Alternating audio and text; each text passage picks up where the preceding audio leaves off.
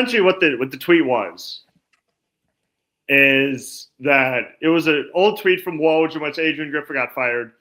And Jay Crowder was essentially like, you really fired this guy at 30 and 13. Like, this is where the Avalanche started. And look, Evan, there's a lot of revisionist history there because I think people are just looking at the record. Mm-hmm. I would say that both of us were really in support of firing Adrian Griffin. I think we were more or less surprised, not necessarily shocked.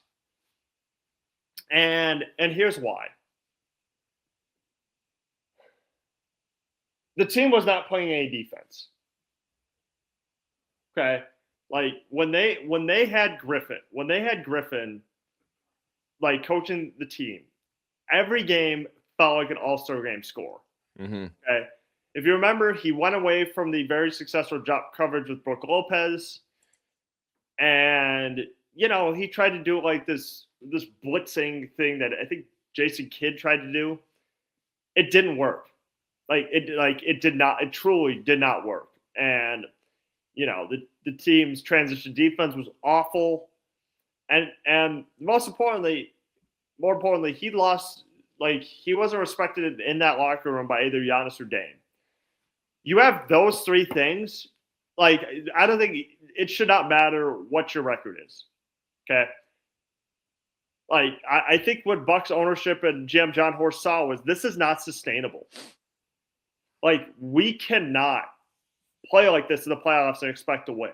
We cannot keep having these 131 to 125 games.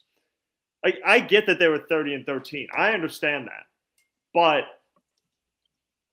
by the same token, you have to look at it where it's like they're winning just basically off talent to where, okay, we got Damian Lillard and we got Giannis. All right? Like, Jay Crowder is looking at it from a records perspective. But I think we all ran from team perspective. The team under Mike Boone was like top 5. And it slipped considerably under Adrian Griffin. But I do blame ownership and the GM because it's like, look, you fell into the fan pressure of we have to fire Mike Budenholzer. All right, well then who's the next? But do you have a next guy? And that was the Bucks' issue. They didn't. Mm-hmm. They didn't have a next guy like in charge. Like it was like, no, we have to fire him. We have to make a change for change's sake. And that's what they did. But like, you know, again, they didn't have, and again, everybody was skeptical about like, well, okay, this team has championship aspirations, and you're going with a first-year coach. Mm-hmm. Like based off what?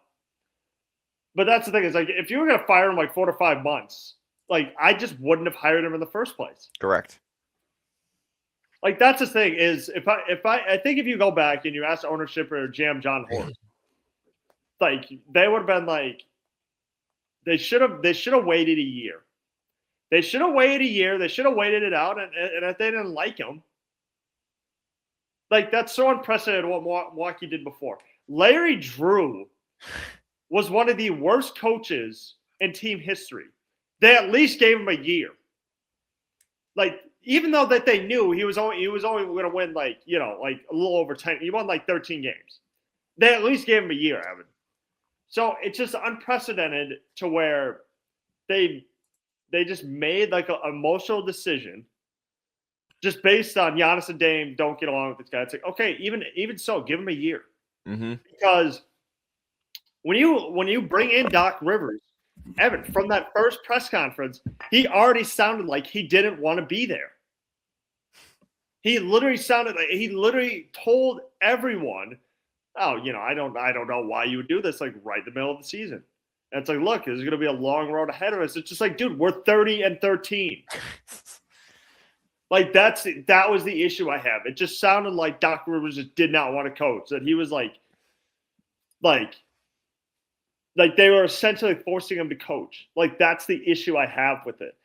And now that it's like been 3 years down the road, like we all know Doc Rivers is not going to be here next year. This team has no championship aspirations. If Doc Rivers didn't want to be here from the outset, from a team with championship aspirations, what do you think he's going to do with the team who's going to be rebuilding for the next couple of years?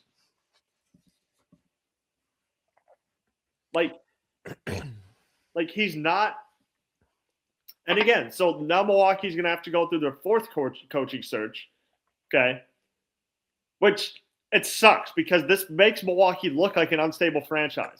Yep. Every time you see the coach firing, and obviously Budenholzer was only, again, a few years ago, where it's not like it's been 5+ years and they've shot away from one. But yeah, being on their fourth, and since the championship, it's essentially will be the fourth. It's, I don't know. It always is upsetting because then, yeah, people just feel like we are crumbling, which we are.